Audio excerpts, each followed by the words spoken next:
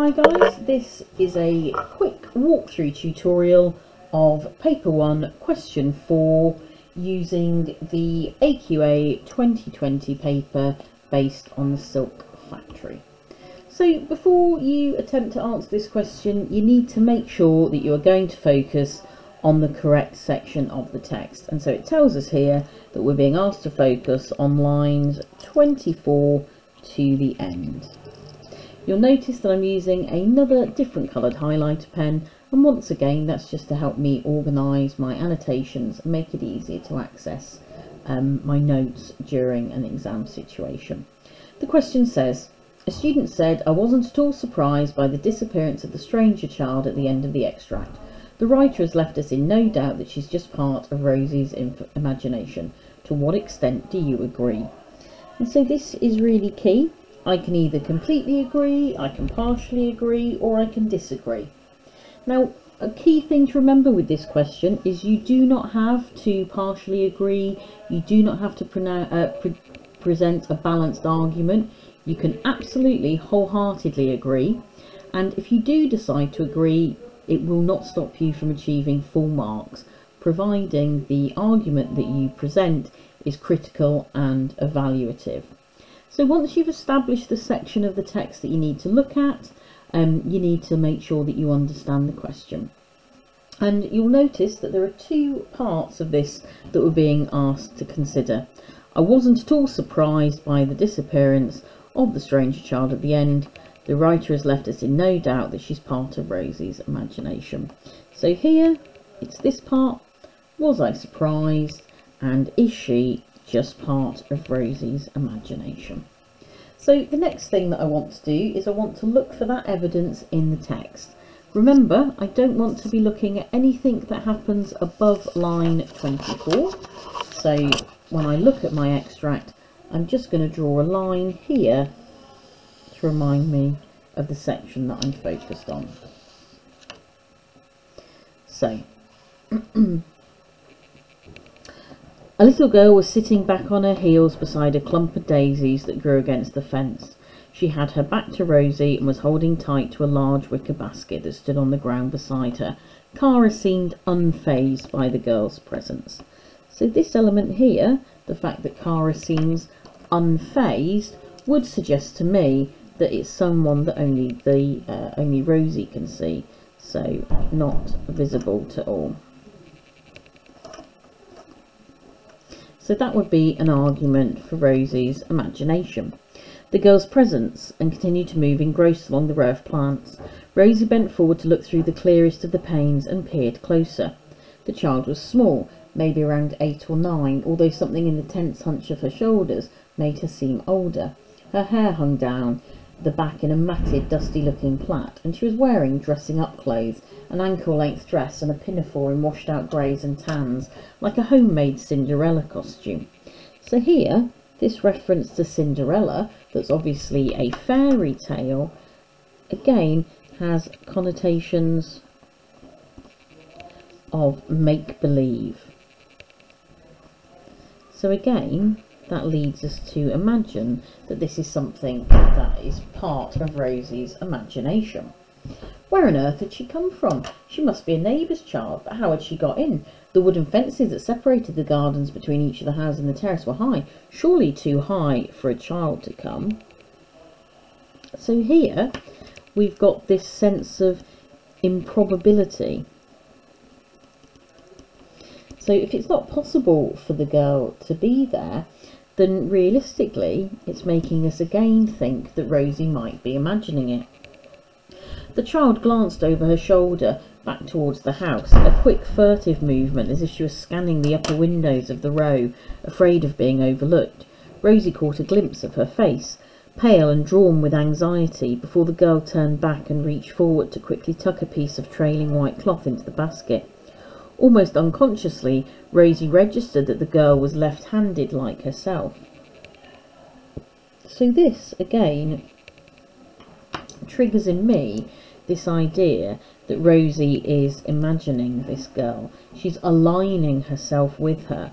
And then when we consider that this girl is anxious, that her shoulders have been described as being hunched further up here, here we go, a tense hunch, this makes her seem like a manifestation of how Rosie is feeling.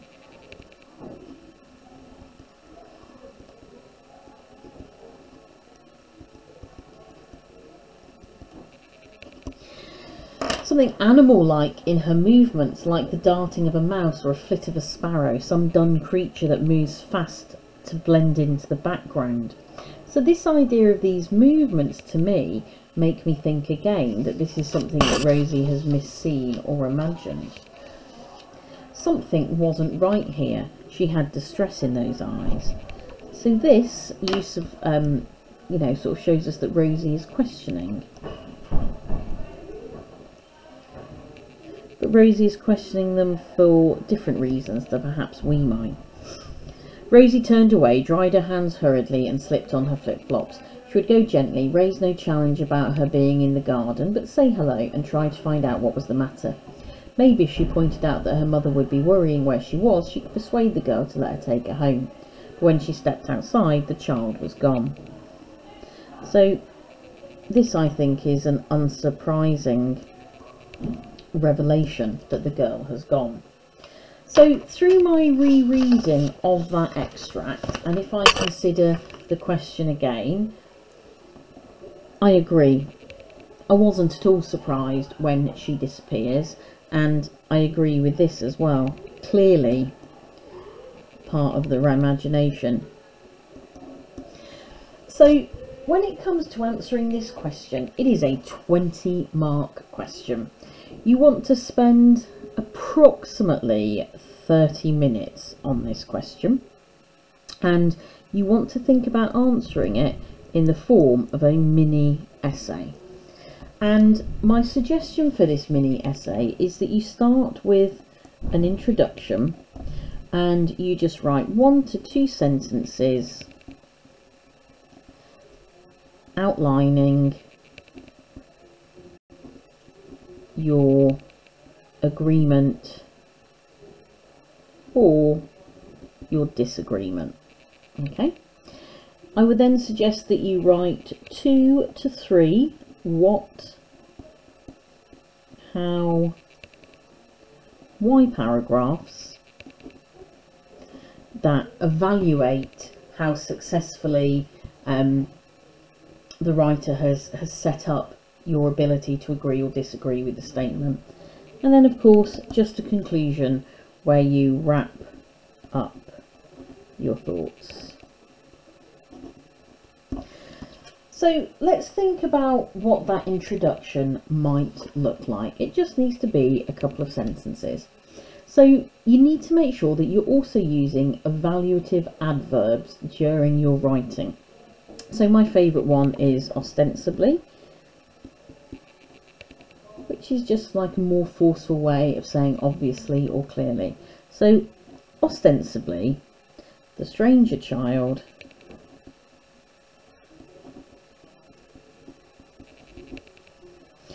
which is like saying without doubt the stranger child is a figment of Rosie's overtired imagination. Therefore, I completely agree with the student's statement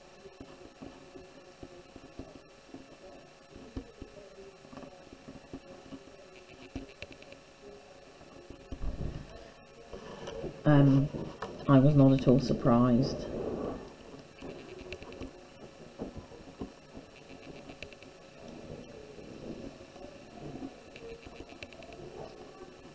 When the child was gone.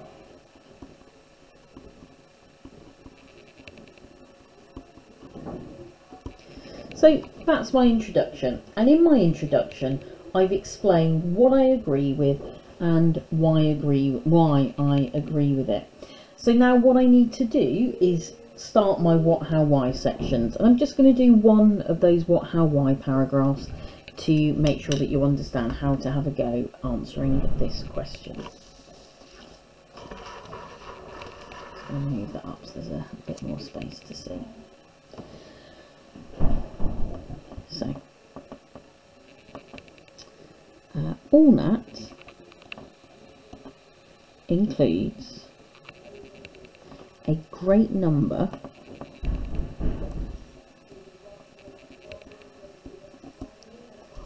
except what I want to do is I want to evaluate the writer's performance, so I'm going to add in an adverb here, successfully. So all that successfully includes a great number of clues that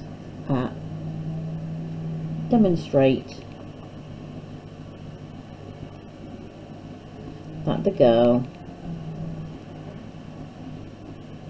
is imaginary. So that's my what section. What does ORNAT do? Well, ORNAT successfully includes a great number of clues that demonstrate that the girl is imaginary. And now I want to be a little bit more specific, so I'm going to say notably, or no, I'm going to say the most notable of these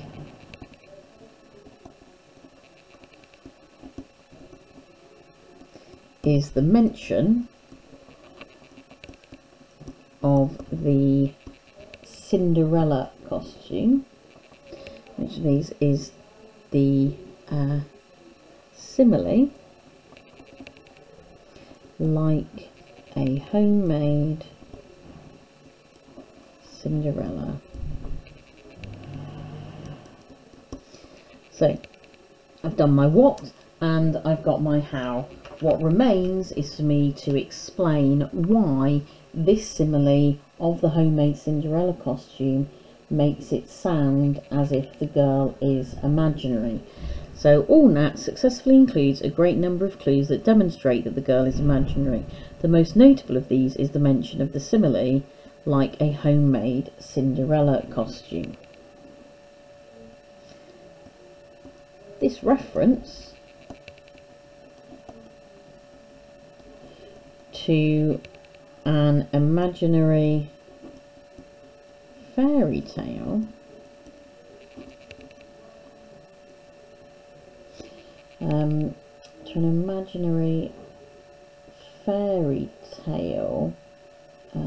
clearly signals to the reader that just like the character Cinderella, this girl cannot be real.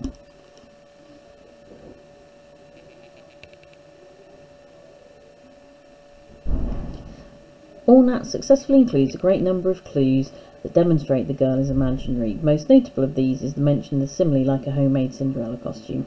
This reference to an imaginary fairy tale clearly signals to the reader that just like the character Cinderella, this girl cannot be real. Therefore, it is no surprise to the reader